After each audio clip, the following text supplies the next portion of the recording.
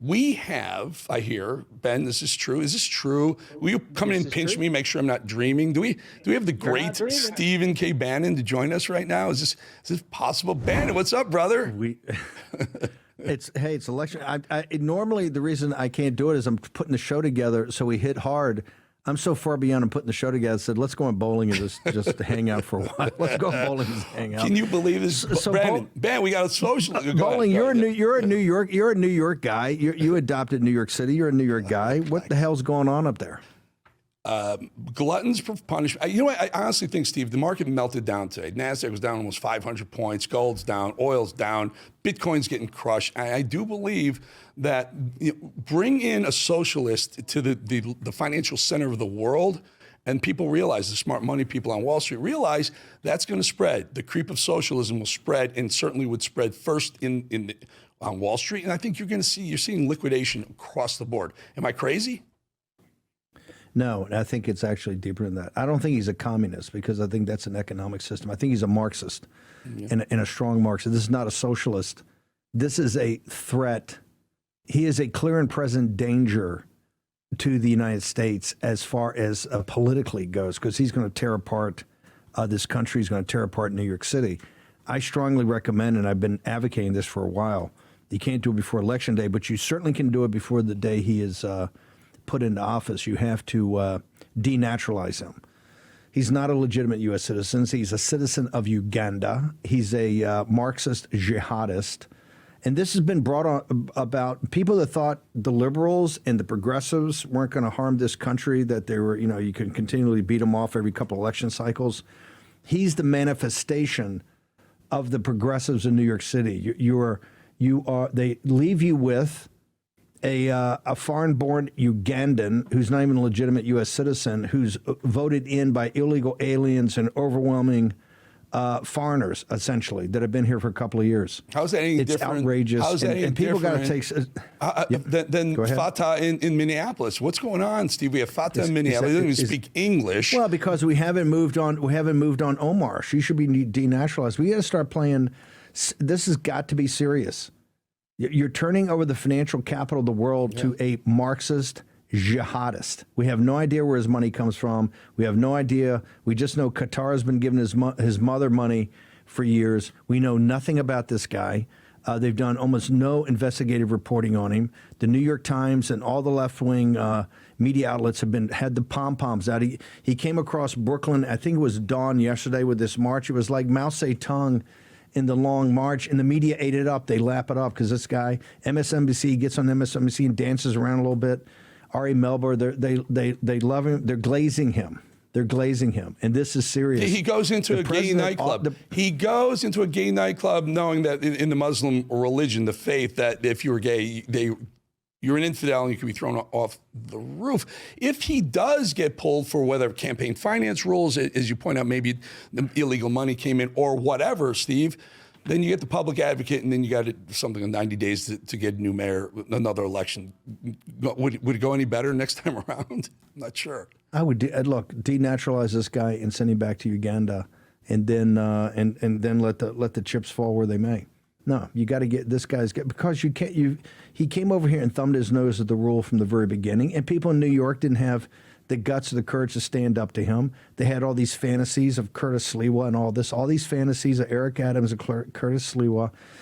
I told the donors, when we basically called he was going to win the primary, and everybody, this guy was and Alex DeGrasse, who's Stefanik's guy, told me back in February, when I think this guy was at 2% in the Democratic primary, that this guy was going to be the guy, because the Working Family Party and the DSA have a massive ground game. They've essentially copied what the Trump movement, what the MAGA movement did, or Acorn and Obama. Acorn, that seems a little like that. Low propensity. You have to get low propensity voters, and they've gone out and they've canvassed and they've gotten low propensity voters.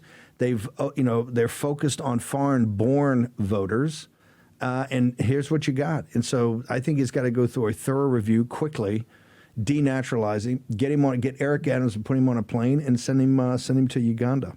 And I think the president tomorrow ought to have the Justice Department go into California into federal court, and talk about 50. The unconstitutionality of what they did in California. Prop 50, that looks like it's going to fly through too. And then you got the nut job in Spanberger, who can't say that Jay Jones was wrong for calling for the murder of his.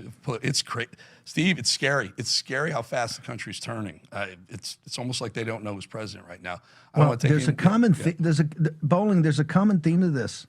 The Republican establishment, people have to understand, they think Trump's a passing summer storm. Look at Dick Cheney. We played today.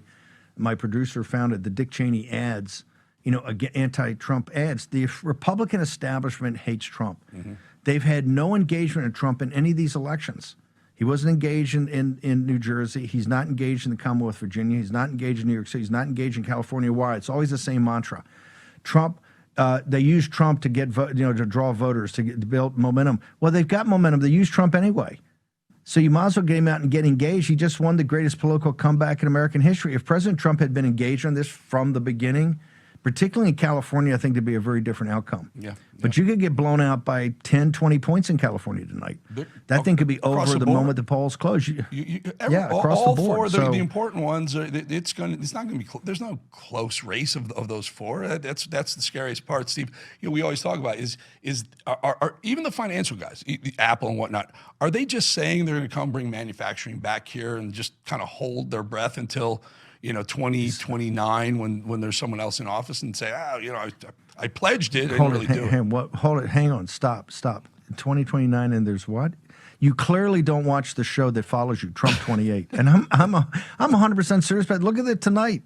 Show me what you got. You got nothing. You know what you got? You got Trump. Yeah. You got a guy that started the process of saving this country when all of our backs were against the wall. I'll bite Bannon. I'm going to bite on Bannon's bait right now. If that's Bolling, you're a tough. I'll bite Bannon's bait. Don't take that the wrong way. You're a tough hombre. So the way he has to do it, he just has to run. He has to say, I'm just going to run and win, right? It can't be sanctioned. It can't be courts. You just run and let Supreme Court decide. Eric Bolling comes up. Hey. I talked to a top constitutional lawyer. He told me point blank, quote, you could drive a Mack truck through the 22nd Amendment. You see all these things. They got all the stuff that stopped Trump on the execution of the maximalization strategy of his Article 2 powers. And they've lost 20 cases at the Supreme Court. Tomorrow we're going to go in for the tariffs and bringing jobs back to the country, right? Reordering the entire world's commercial system. We'll find out about that. But so far, the Roberts Court has just said, that's politics. It's not law. You guys figure it out. You have the phone. You have the phone to the boss. I will tell you something. Tell him those $400 billion he's collected in tariffs. Take that, use that for the SNAP, put that into the most needy people, pay the military, and he takes that card away from the Democrats. Slam dunk midterm elections. I think right now, if the SNAP program was all the illegal aliens were off it, all the deadbeats were off it, all the scam artists were off it. If we got actually even a mini audit right now and people that really needed and deserve it, I could agree with. Other than that, just you can't bend to the Democrats. Yeah. They're going to keep throwing something else up you. I think we need Trump and we need harder Trump. I think the best solution we've had in this country, Eric, is every time we get to the back and Trump's try to modulate, or as people around him have said, you got to reach out to guys. Hey, how about this? Suck on this. Give them Trump and MAGA, Trumpism. It's full, unvarnished. Let's roll. You're going to see tonight when they all talked him out of getting involved and all the campaigns in those states, Winston Sears and Youngkin couldn't be bothered. They couldn't be bothered for 4 years to implement any MAGA programs. They couldn't be bothered to have Trump down there. They couldn't be bothered when Trump really delivered the victory. When John Fredericks and MAGA turned out in 2021, historic proportions, all because this show and John Fredericks and others got him out there. They couldn't be bothered to thank Trump for doing that. And Sears was the worst. She's a never Trumper from way back, right? You couldn't be bothered. And so what you're going to get tonight, is you're going to get to the Republican Party without Trump. That's what you're going to see tonight.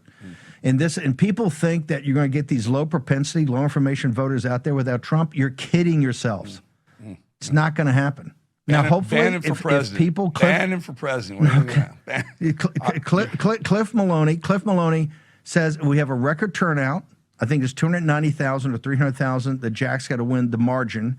Sears is the same. So everybody should go out and vote. Everybody should get there, and we'll see what happens. You know, MAGA's great when they represent, but right now, when you hear about anecdotal what's happening during the day, you see the polling, you see the amount of money Democrats are putting in because Trump's not engaged.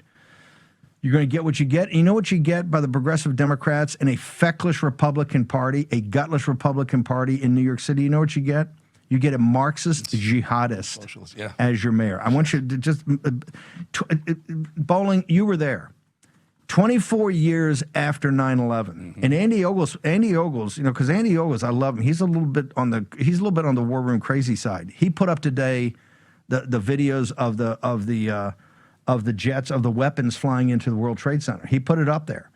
So 24 years after that, in memory of all those heroes that died at the World Financial Center, at the World Trade Center, and all the heroes in the police department, the fire department that died. Here's what you got. A guy that's been here 6 years, a Ugandan citizen that we know nothing about, and the big talk mainstream media has not done anything at all about looking into it, sir. You're on it. You're on it. Steve Bannon, appreciate your time. Sorry I ate into your show, but have a great show, and I love this. Let's do it again sometime, my friend. We may track you down tonight, Bolling, and get your, after Mamdani's results around. coming in New York City. I'm around for Bannon anytime. We'll I'm going to be your campaign manager when you run for president, too. How about that? No. Hey, Trump 2028. Very simple. Show me what you got. I got Trump. Show me what you got. Okay. Thank you, Eric Bolling. Appreciate you. Thank you, Steve. Always.